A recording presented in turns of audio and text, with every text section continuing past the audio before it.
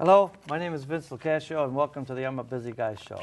I've got another busy guy on the show today. His name is Jack Labrasca. Jack, Vince, thanks for being here. thanks for having me. To tell a little bit about your biography, but what one of the main focuses we want to talk with you about today is your being on the executive committee of the Casa Italia Italian-American Commerce and Industry Hall of Fame. But before we delve into all of that, you're a retired CEO of Cereal Byproducts Company. Yes. Can you tell me a little bit about about that company and how you got involved with it?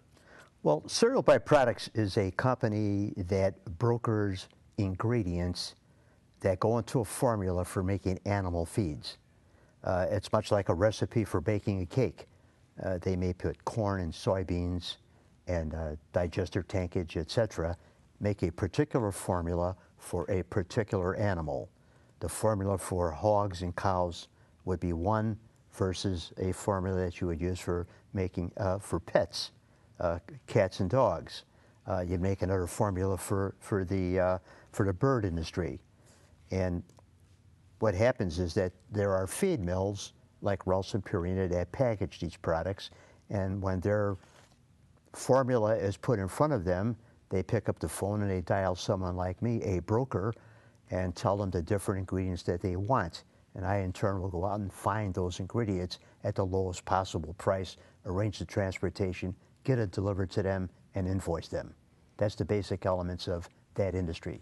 And how did you get into the industry? I was out of school and out of the Army, and I was working for Westinghouse Electric as a sales correspondent in a merchandise mart. And they had a chapter of Toastmasters.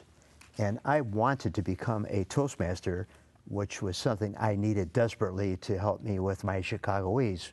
And we all did that same thing. These, dems, and those, of course. And Toastmasters was a wonderful avenue to get involved in that.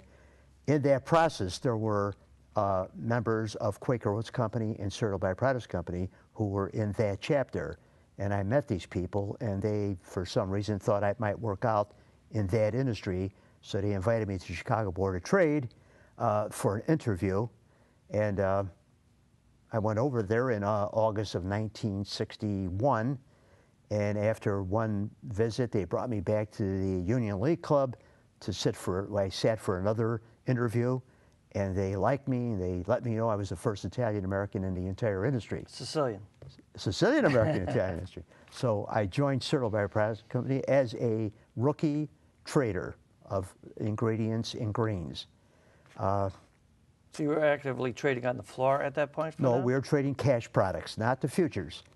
At that time, we were trading the cash. And what happened was that I, as a rookie trader, was given a few accounts. I did very well with them and developed my own accounts. They saw I was doing well, so they sent me to a much-needed boost to Buffalo, New York, and I worked in that grain exchange. And later, I moved to Omaha to work in that grain exchange for a short time in San Francisco and a short time in Kansas City, and back to the Chicago Board of Trade. From that point on, I was a full-time professional feed ingredients trader. I developed the futures part of it for those farmers or feed manufacturers who wanted to hedge their purchases of ingredients like soybean meal, which is a basic element. So we went into the futures division, which was downstairs on the fourth floor. And that went on, and then I developed a package of ingredients for the mushroom industry in Kennett Square, Pennsylvania. Now, that is the mushroom capital of the world. Really? Yes, and that is basically all Italian-American. Those boys are continually looking for ways to improve the abundance, the larger, the quickest growing mushrooms. And so you brought yourself up through the ranks all the way to the CEO front. Exactly. Exactly. And then when the two ranking members of the organization, of the company, decided to both retire at the same time in 1990, they nominated me for CEO and presidency of the corporation. I was unanimously approved, and I took over. Now, the company was founded in 1917 by three guys from Denison College. They were post-world In Chicago? In Chicago, they were.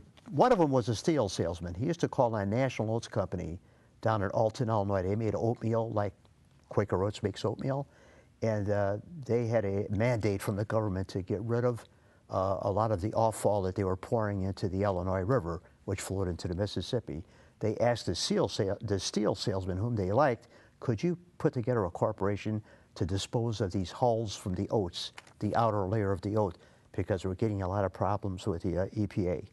So he opened up an office in Chicago and one in St. Louis, and they began to use those products into the feed industry. So you continued this on until, what was 90? 1998 when I retired. And simultaneously you got involved in the Italian-American organizations then, after you retired? Just before I retired, I got a call and a letter from Leonard Amari, who was one of the founders of the Joint Civic Committee of Italian Americans, the political coalition. The political coalition is an organization that was designed by 3 or 4 attorneys, including Leonard Amari, to help embrace Italian Americans into the political arena. They wanted to get some new blood in. They were also very, very concerned about the fact that they had been redistricting politically. Well, we got redistrict out. Exactly. A lot of Italian Americans were excluded because of the redistricting and the lines of demarcation. Guys like Russo and that group of guys were all knocked out of the box. Annunzio. And Annunzio, of course. So they decided to do something about it. They put together a coalition called the Italian American Political Coalition, which was basically 90% Chicago attorneys of Italian American extraction. And they began to interview and to embrace new candidates. They helped them. They poured money into their campaigns. They had absolutely no axe to grind. They didn't care whether they were Republican or Democrats.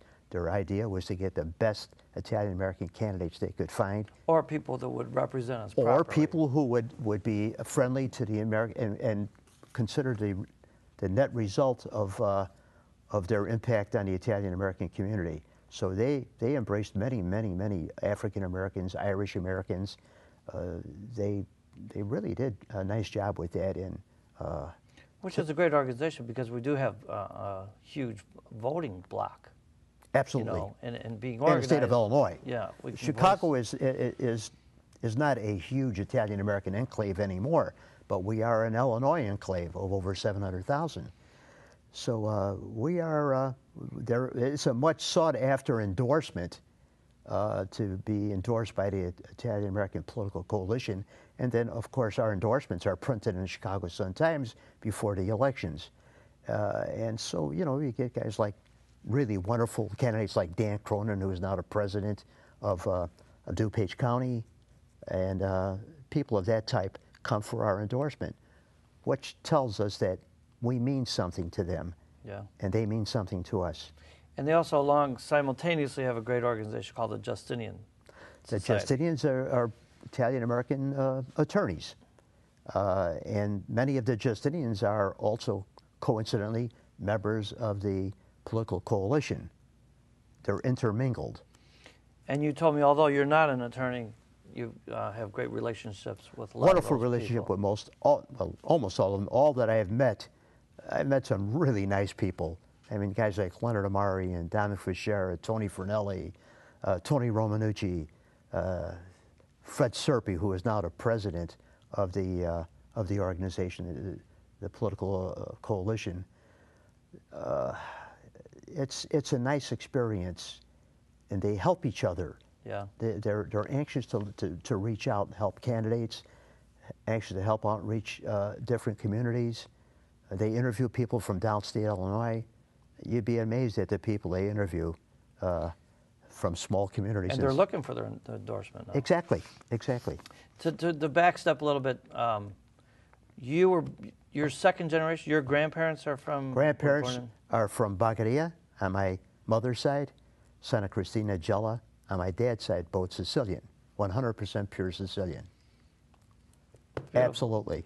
And how did they choose Chicago, and where in Chicago did they land, so to speak? My or settle? grandparents came in 1901. They landed in the St. Philip Benizi Parish near North Side, which would be somewhere between Larrabee Street on the west and Sedgwick Street on the east, Division Street on the north, and Chicago Avenue on the south. This was almost a pure Sicilian society. So it was Little Sicily. It was Little Sicily. We had a few African-American families, a few remnants of the previous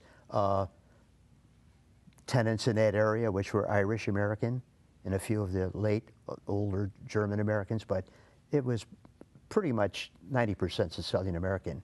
Yeah. And one black family that was African-American that were really popular, that was Jesse White and his family, our Secretary of State. Nice. Who was our good friend and playmate in high school. And to this day, he's to this day, he was our hero. He was such a great athlete.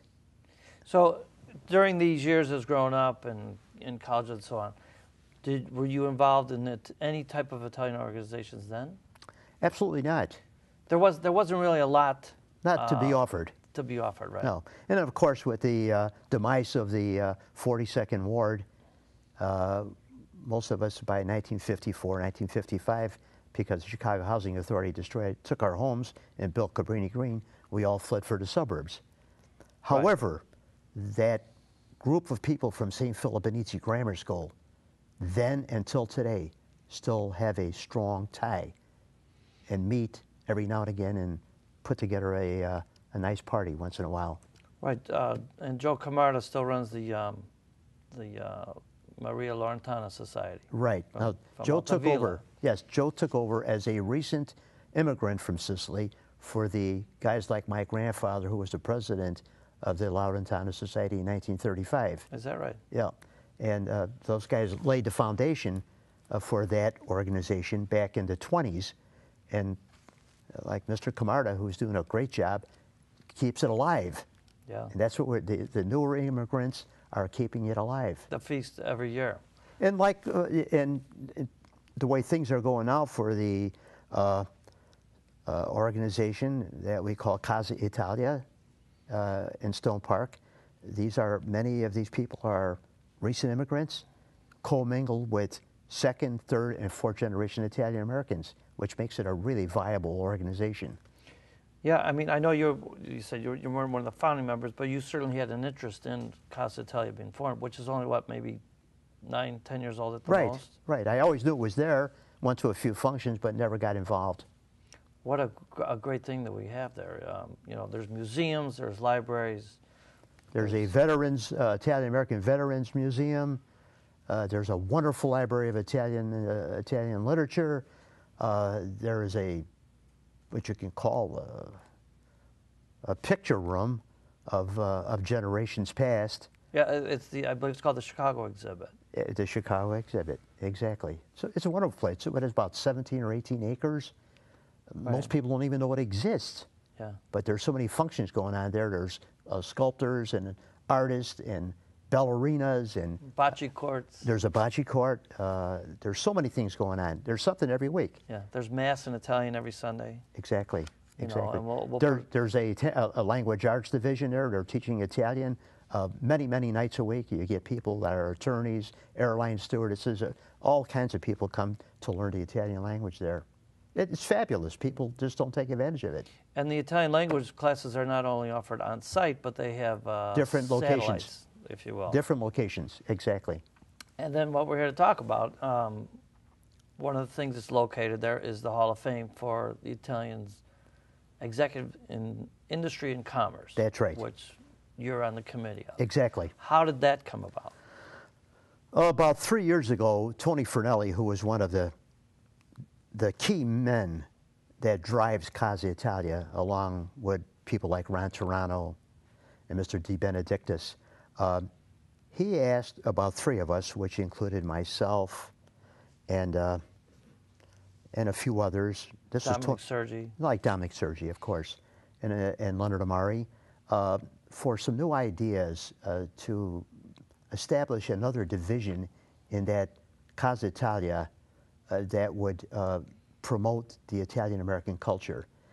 And Tony was highly interested in some ideas, and we kicked it around, and we finally came up with, how about a wall of fame for the Italian-American executives, the guys that made their fortunes in this new nation. We already had the Sports Hall of Fame on Taylor Street, and everybody knows DiMaggio and Jake LaMotta and all these guys, but nobody knows, or perhaps few people know, who were the heroes in the world of industry. And especially the Italians should know. And our children. They should know. They should know. I mean, most of our people don't know that we were involved in the Revolutionary War. Most people don't know we were heavily involved in the Civil War, that we were heavily involved in World War I, and especially involved in World War II. And they don't know who the executives are that are really a huge part of this nation, huge. But there's no print on them. Nobody knows who they are. Mm-hmm. So we decided to put about 4 of these famous executives on the wall with a portrait and a bio on each side for the years to come, for the future generations to know who Amedeo Giannini was, for example, who was the first inductee to the Wall of Fame. A guy that was born in 1870 in California, and at one point in time had the largest bank in the United States. He was an immigrant. Well, he was born there, but his dad was an immigrant who made his money in the gold fields during the gold rush of '49. But Amedeo Giannini had some innovative ideas. He did business with people that nobody wanted to touch, like the Chinese and the Portuguese and all of the Italians that were in California. The working class. The working class people. He started a bank. And not only that, but most banks closed at 3 o'clock. He stayed open till 10. And he became a dynamic leader, and he started opening offices all over the country. Most people don't know that the Golden Gate Bridge, the famous Golden, he financed it. When we had the terrible earthquake in San Francisco, he was the one that took a big apple cart, sat in the middle of Market Street, had cash, started making out loans, and started taking in money for a new bank. He was innovative. He started in the produce business, made a few bucks, didn't like it, then he opened a bank. That's where he started. And that was Amedeo Giannini, today Bank of America, which is, it's phenomenal. Yeah. And Italian, you got to think about it. And not just the working class, but you know, reading a little bit about it, he lent money to Walt Disney. Oh yeah, he was in Hollywood. He did a lot for Hollywood. Few people wanted to invest in Hollywood. Cecil B. DeMille and those guys all know Giannini on a first-name basis. So, Hewlett-Packard, he lent money to absolutely, get started. absolutely, absolutely. Well, he financed a lot of movies, and during the Depression, people were looking for him. Well, I mean, I salute all of you, and I know all Italian Americans do, because of the defamation that goes on. You know, the people say Italian, they're Italian, all they think the Godfather, the crime, and this and that. There's so much we have to be proud of, and you're bringing it, and your group is bringing it all to light. Exactly. You know, exactly. And there's a place to go see it now. It's not just you know, just a book that you pick up and read. The portraits in the hall by Don Bono. Exactly. Spectacular, you know, of, yes. of all the inductees. What a nice plaque, a biography, a brief biography. So this, it's once a year? Every year we do this, in the autumn. The next inductees will happen in October or November of 2011. We haven't picked those yet. We're still in that process. Who will be the new inductees to the Wall of Fame? And to start off a little bit, if we can review through some of them. This year's 2 inductees were Bud Cataldo, who's chairman of the Hostmark Hospitality Group. Yes.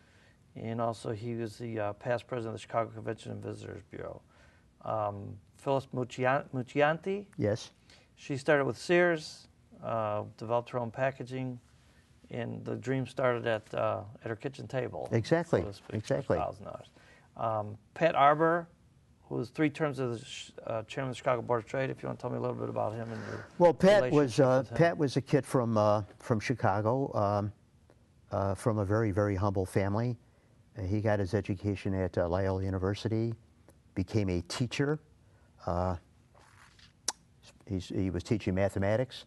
He was at one time the president of Harwood Heights. He came to the Chicago Board of Trade, I think it was 1964 or 1965, and he progressed from there and became a very, very viable trader, highly successful. Then he was elected to head up the chairmanship at that three different times, 2-year chairmanships. And he was on every committee at Chicago Board of Trade. Interesting thing about Pat Arbor, he may have climbed about every mountain on the planet Earth. Kilimanjaro. Really? Oh yeah, he's, but more important, he's involved in so many charitable organizations. He almost dedicates his life to charity. And he's just a wonderful human being, and he's helped us financially.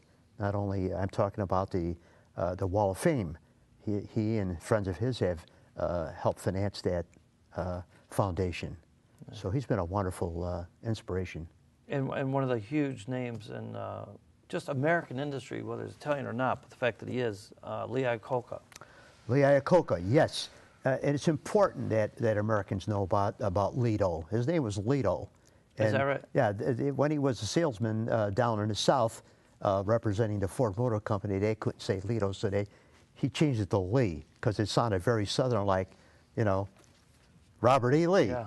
And Lee's dad had a small, well, they came from Allentown, Pennsylvania, and his dad had a little hot dog stand, and Lee worked there, and went on to university, got an engineering degree, joined the Ford Motor Company in the engineering department, but he got bored with that and wanted to move over into the production and sales. And he was very, very, very successful.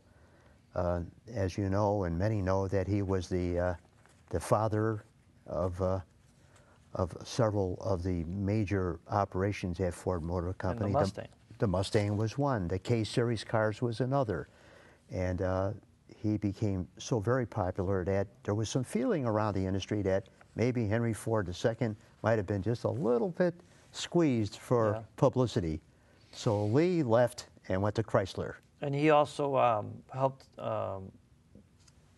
develop, or was the leader of the Ellis Island Foundation, which redid the Statue of Liberty, did the museum up there. Yes, they called on him to do that, and he did that at a time when he was losing his wife of many, many years. She passed away. Interesting thing about Lee Iacocca, and a lot of people think that he went to the Congress and got a loan for Chrysler. He did not. He went to Congress and asked for a guarantee of a loan for Chrysler. So they made a loan, but that loan was backed by a guarantee from Congress. So they didn't get money. They did not get money from the Congress. They only got the guarantee. It was done before, of course. It had happened many, many times before. First from the industry. And then to move on, Richard Perillo is founder of the United Auto Insurance Group. He's won the Ellis Island Medal of Honor Award. Salvatore Balsamo is chairman of the TAC Worldwide Company, which staffing for business, industry, and government. Out of Boston, Massachusetts. Jerry Colangelo, who's from Chicago Heights. Of course, he is one of the great foundation men of the Phoenix Suns basketball team. Went to Phoenix, Arizona with 10 cents in his pocket. Left Chicago and went out there and the Diamondbacks too. And the Diamondbacks, and that, you know the rest of that story. Yeah. Paul R. Davies. Now there's an interesting Executive case. Vice President of A&M Group. Right. Now Paul Davies, when he got out of college, 100% Sicilian. His dad was killed in World War II, and his mother remarried a piano teacher by the name of Davies, and he adopted Paul. But Paul will tell you the minute you meet him, listen, I'm 100% Sicilian, American. Yeah.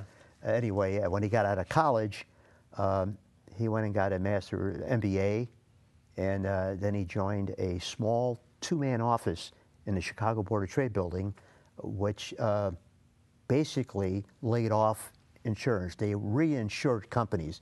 If you came to Chicago with a circus, you want to insure, say, $20 million, one outfit didn't want to cover that whole thing, so they would spread it out between, they would be the one that would parcel it out to several insurance companies. That was the reinsurance industry. And he stayed with that. He made 1 million trips to London to build that company up for his boss. and his boss sold him the company in 1996, I think it was, and Paul had it for several years and then sold it to Aon, which is the largest insurance brokerage company in the world, and he became chairman of one of their divisions. Beautiful. And Gildo Maslin, the late Gildo Maslin? Gildo was a family from near Venice. He was born in Chicago and went back to Venice, stayed a while, and then came back to Chicago, went to work in a box manufacturing plant, worked very hard, learned a business, and later opened his own little operation. And he kept getting so big that he had 3 separate locations. Each one was larger and larger and larger. And then he bought a bank, and then another bank. Then he sold those banks and got back into the box business. An enormous story for an immigrant, or the child of an immigrant. Well, I think something we both, you know, obviously that's why they have the Hall of Fame, but the common denominator was that they were, they lived out the American dream. They showed what you can do, you know, coming over here with nothing. But something that I see that they all share in common is their philanthropy. Yes. All of them. They're all generous with their money. They do a great deal for so many organizations. It's unbelievable. And the truth of the matter is, very few people in the world know who they are. Yeah. And it's important, it's extremely important that the Italian-American community, at least in the Chicago area, recognize these giants, the foundation. Forget about all this nonsense with gangsters. That's It's garbage. That's history. Yeah. They barely don't exist. What's more important is that we now are in the mainstream, have been. What bothers me the most is that people are thinking about Italian Americans as being relatively recent immigrants to the United States. They think we started in 1920, 1918. That is not so. Yeah, we fought in the Revolutionary War. Well, we're running out of time. Quickly, what advice do you have for children? I'm sorry? What advice do you have for kids to... Learn about your to the heritage. It's a very rich heritage, one of the richest heritages on the planet Earth, and if you miss it, you lost it. I want to give you some cannolis. Thanks for being on the show. Well, thank you, Vince. And what do you have the time? Let's see. I got my watch on right here. Oh, 7:25. I forget. You know what? I got to go. Oh, wow. I'm a busy guy. Good to Enjoy see the you. cannolis. Thanks for having me. being on Thanks for the show. cannoli. Sorry I got to run. I hate to walk off on the show. I know how you feel. You're a busy guy, too. Yeah, yeah. All right. Thanks again. Thanks, Vince. See you. You know, he really doesn't look that busy to me. I don't know if this guy's taking a walk on me.